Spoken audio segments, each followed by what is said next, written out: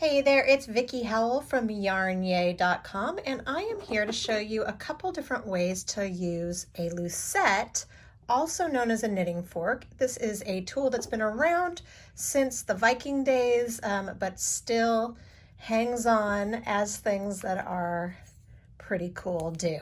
So I'm going to show you how to make sort of the basic loose cord. This is really great for kids to use, or anytime you want a cording that's kind of open weave. And then a much tighter one that will apply to any weight yarn, but if you go down to a thinner thread or leather lacing, it can get very tight. So it just depends on what result you are looking for. All right, so you're going to start by just pushing your yarn through the little hole, and just enough for a tail, 6 inches or so, doesn't really matter. And then, let me move this over because I am right-handed. Then you're going to create a figure 8 around the fork twice. So you did that once, twice.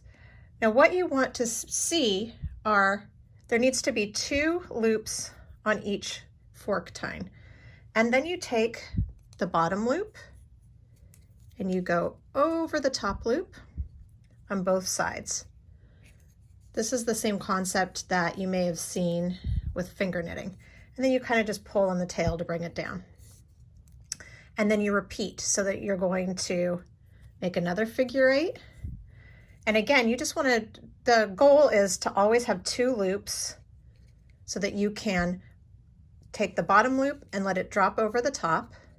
So if you see that you have 1 loop over here and you kind of space out and forget what you've done, but you have 2 over here, you know that this one has not yet been worked. And then you pull that again. And that's all you do for the rest of it. Just 1 figure 8. It doesn't really matter which direction your figure 8 comes from, as long as you get the formation. And then at that point, you don't need to have your tail sitting in the little hole anymore. And you can see from behind that that cord is forming. And then you would just do that for as long as you want the cord. And then, I don't have scissors with me. Don't try that at home, kids. If you want to finish it off, you just slide it off your fork, your Lucet, and you slip your tail through 1 loop, and then another loop, and then you would pull it tight. All right, that's method 1.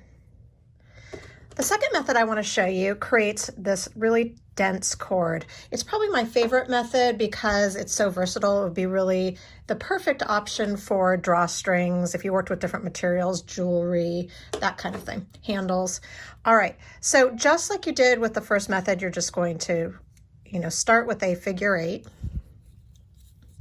Only this time you'll only work 1 figure 8 and then come around the right tine once.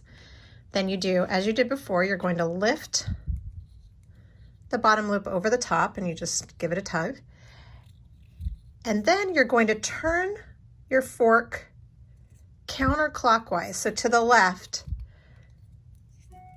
And you'll see that that automatically creates a second strand on this right tine again,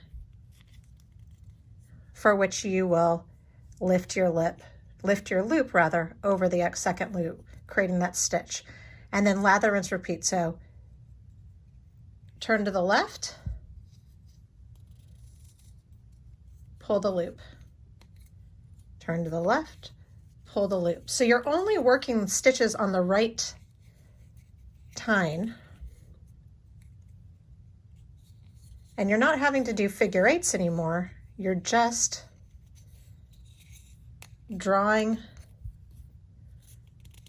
the working yarn around as you flip.